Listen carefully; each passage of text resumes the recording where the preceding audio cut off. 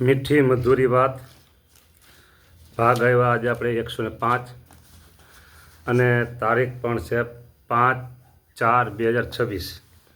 વચનામું ચાલે છે મધ્યનું 44.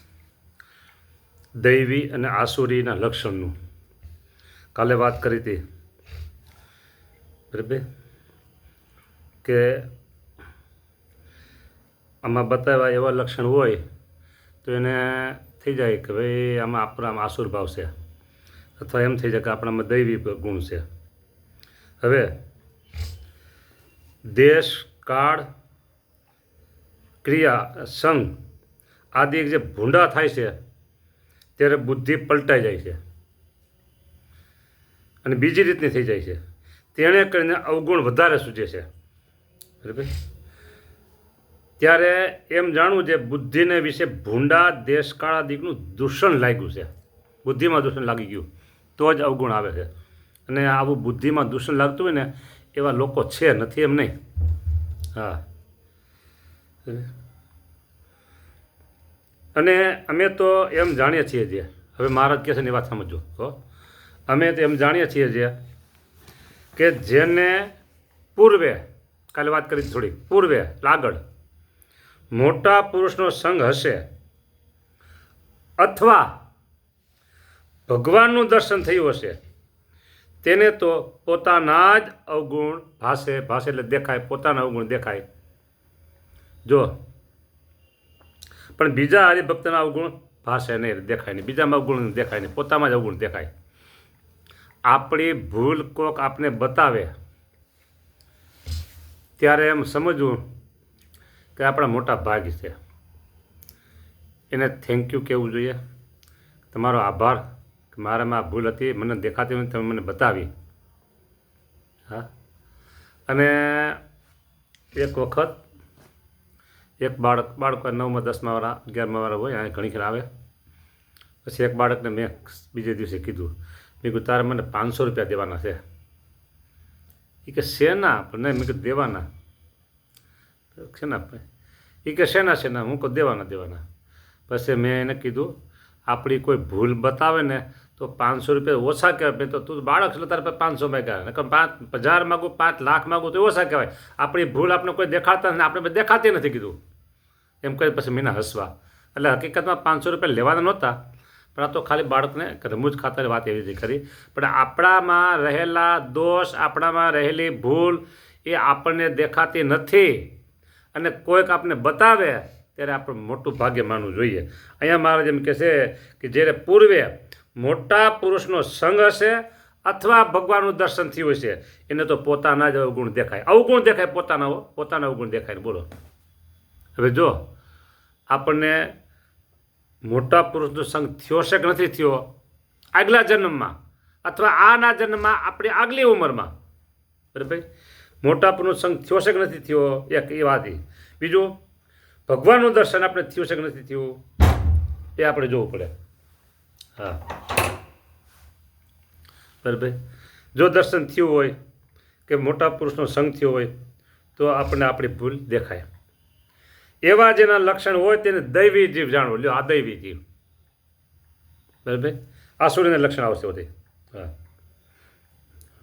અને જે આસુરી જીવ હોય તેને તો પોતામાં એકે અવગુણ ભાસે નહીં. આસુરી પોતાનામાં એકે અવગુણ દેખાય જ નહીં તો એ આસુરી. જો હવે આપણે એમ કહી કે આસુરના માથે શોખ શિંગડા હોય ન જ હોય. શિંગડા આ ગુણ કે છે આવો હોય. આપણા ગોઠણ દબાઈને બેઠો હોય, આપણી પાસે બેઠો હોય, આપણે ભેગા જ જમવા બેસતા હોય, આપણે ભેગા જ દિવસ રાત્રે રહેતા હોય તો એ અસુર હોય. કાંઈ ન ખબર પડે. બોલો. હા, અને દૂર રહેતા હોય અથવા એ ભેગા હોય, એને પૂર્વે સંતનું દર્શન થયું હોય કે પછી ભગવાનનું દર્શન થયું હોય તો એ દૈવી જીવ જાણવું. હું એક નિષ્પક્ષપણે વાત કરું.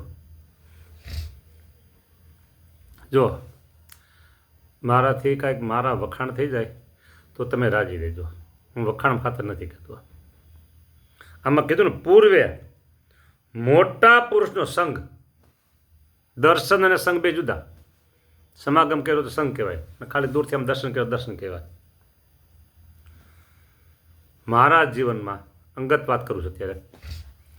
મારા ગુરુદેવ એક મોટા સત્પુરુષ છે હતા. બીજા પુરાણી પ્રેમકાદાસ સ્વામી અને ત્રીજા અમારા પૂજ્ય જોગી સ્વામી.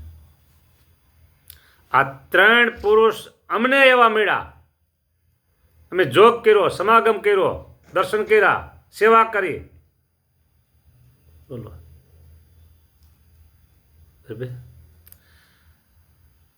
એટલે અમારા જીવનને અમે ધન્ય માની છીએ. દૈવી આસુરની વાત આમાં આવતી નથી. આમાં દૈવી આસુરની વાત નહીં, ધન્ય માની છે. અમારા જીવનને ધન્ય માની છે. હા, તમને તમારા જીવનમાં કોઈ એવા સંત મળ્યા હોય તો તમે જ ધન્ય માનો. એમાં આસુરીની વાત તો આવે જ નહીં. દૈવી, હા, દૈવી ભાવ. પછી કીધું કે જે પોતામાં તો એકે અવગુણ ભાષે નહીં, અને બીજા જે હરિભક્ત હોય તેને વિશે જે કેવળ અવગુણ ભાષે, કેવળ અવગુણ ભાષે. હો, બીજામાં અવગુણ જોયા કરે. આમાં આ ગુણ, આમાં અવગુણ, આ અવગુણ. એ આખી એક શું કહેવાય, આખું એક ગ્રુપ છે એવું એમ. હા, આખી ટોળકી કહેવાય, ગ્રુપ છે જે કહેવાય. હા, બીજાના અવગુણ જ, અવગુણ જ, અવગુણ જ. અત્યારે મોકો આવ્યો છે તો 6 મિનિટ છે મારી પાસે, હું વાત કરી દઉં, સાંભળજો. કુટુંબમાં 5-25નું કુટુંબ હોય તો એમાં એકાદની ભૂલ થાય કે ન થાય? થાય. ગામ હોય ત્યાં 1000, 2000, 5000 રહેતા હોય તો પછી 50 જણા એવા હોય કે ન હોય કે ગામનું આબરૂ બગાડે એવા હોય, તો શું આખું ગામ ખરાબ છે? બરાબર. એવી રીતે અત્યારે આપણો સંપ્રદાય વિશાળ ફલક ઉપર છે. એમાં ખાસ સંતોને મારે વાત કરવી છે. બરાબર. તો અત્યારે 2000 ઉપર સંતો હોય, વધારે છે. તો 5, 7, 8, 10 કે 15 હોય એવા કે જેનાથી જાણતા અજાણતા કંઈક ભૂલ થઈ ગઈ, વર્તમાન લોપાઈ ગયું, બીજું ત્રીજું કર્યું, સાચું ખોટું કંઈક કર્યું, કંઈક ગમે તે કર્યું હોય, ભૂલ કરી, ટૂંકમાં ભગવાનની આજ્ઞા વિરુદ્ધ કંઈક કર્યું, તો એ 15 જણા આલો કરી લો, 15 જણા કરી લો, તો 15 ને લઈને આખો સંપ્રદાયના તમામ સાધુ એવા છે. જો એમ તમે માનો તો તમારામાં આસુરી ભાવના લક્ષણ છે. હોય 15 જણા, 10 જણા, 5 જણા હોય એવા. જો સાંભળજો, અત્યારે હું એકદમ તટસ્થપણે નિષ્પક્ષ વાત કરું છું. 5 વર્તમાન દારૂ માટે નહીં, નિષ્કામ, નિર્લોભ, નિસ્નેહ, નિર્માણ, સ્વાદ. 5 વર્તમાન અને ભજન ભક્તિ કરતા હોય અને બીજાને કરાવતા હોય. સાંભળજો ફરીને, 5 વર્તમાનનું પાલન કરતા હોય છે, ભજન ભક્તિ પોતે કરતા હોય છે, બીજાને કરાવતા હોય છે, અને શ્રીજી મહારાજની આજ્ઞા પ્રમાણે જીવન જીવે છે. આવા સાધુ હજારો આ સંપ્રદાયમાં છે. અમુક મૂર્ખાઓને દેખાતા નથી, એટલે 5 હોય ને એ જ દેખાય છે. બરાબર. મેં મૂર્ખા કીધા, આસુરી હોય તો મૂર્ખા કહેવાય જ નહીં. તો એમાં કંઈ વાંધો નથી. જો સાધુમાંથી ભાવ ઉડી ગયો હોય તો સમજો તમારું ત્યાં મીટર પૂરું થઈ જાય છે. સાધુમાંથી જો ભાવ તમારે ઉડી ગયો તો તમારો મીટરનો આંકડો ત્યાં પૂરો થાય છે, સમજી રાખજો. કોઈ સંજોગોમાં સાધુને તમારા જીવનમાંથી દૂર ન કરાય. હા, એ તમને કહું. પહેલાં કીધું એમ બધા એવા ન હોય, સારા તો હોય ને, હોય સારા. હા, સંપ્રદાય છે સાધુ, નથી એમ નહીં. છે, ઘણા છે, ઘણા છે. મેં પહેલાં કીધું 5 વર્તમાન પાડતા હોય, પોતે ભજન ભક્તિ કરતા હોય, બીજાને ભજન ભક્તિ કરતા હોય, ભગવાનમાં જોડતા હોય, અને પોતે ભગવાનની આજ્ઞા પ્રમાણે જીવન જીવતા હોય. બોલો.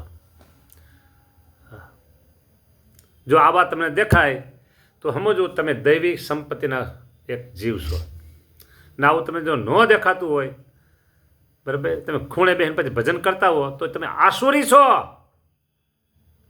આમાં શ્રીજી મહારાજ કે, હું નથી કહેતો, હું કહું તો બસ ખબર લાગે આ શ્રીજી મહારાજ કહે છે. શું કીધું સાંભળો. કેવળ બરાબર. બીજા જે હરિભક્ત હોય તેને વિશે કેવળ અવગુણ ભાષે એવી જેની બુદ્ધિ હોય તેને આસુરી જીવ જાણવો.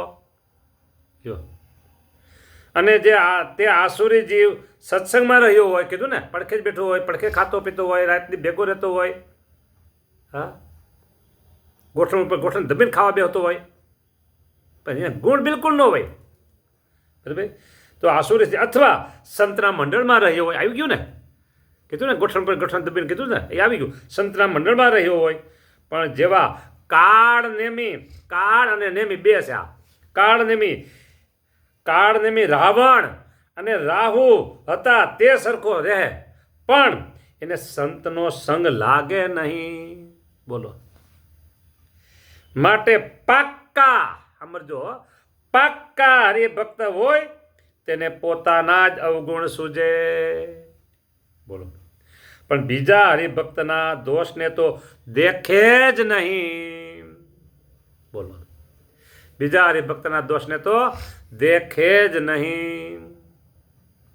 ઇતિ વચનામૃતમ ગઢડા મધ્ય પ્રકરણ 44મું પૂરું થયું. લ્યો, આ વચનામૃતિ નહીં વાંચતા હોય, આખી ટોળકી છે, ટોળકી છે. હા, કેમ સાધુને બદનામ કરીએ એ જ દિવસીનો પ્રયત્ન. બોલો. આસુરી સંપત્તિના જીવ હોય, આવી શેડાવે કંઈ પુણ્યના યોગ્ય કરીને, આસુર ભાવ ન ધોવાય, પછી આવું બધું કેરા કરે છે. સમજવું જોઈએ, ડાયા માણસોએ સમજવું જોઈએ, ડાયા હરિભક્તોએ સમજવું જોઈએ.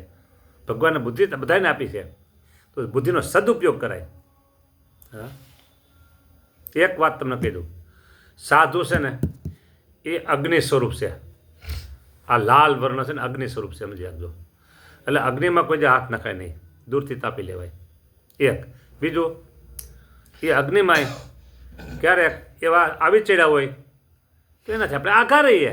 કોઈ એવા એકાદા બે દેખાતા હોય તો બધાને તમે ગણો કે આ બધા એવા જ છે. હવે કોઈ સંપ્રદાયમાં સાધુ હારા છે જ નહીં, આમ જો કહેતા હો તો તમે મોટા મૂર્ખ માણસ છો. સ્વામિનારાયણ ભગવાન સંપ્રદાયને કોઈ ખાલી રહેવા દે નહીં. અહીંયા હું આટલું કહી મારી વાણી પૂરી કરું છું. સ્વામિનારાયણ ભગવાનની જય.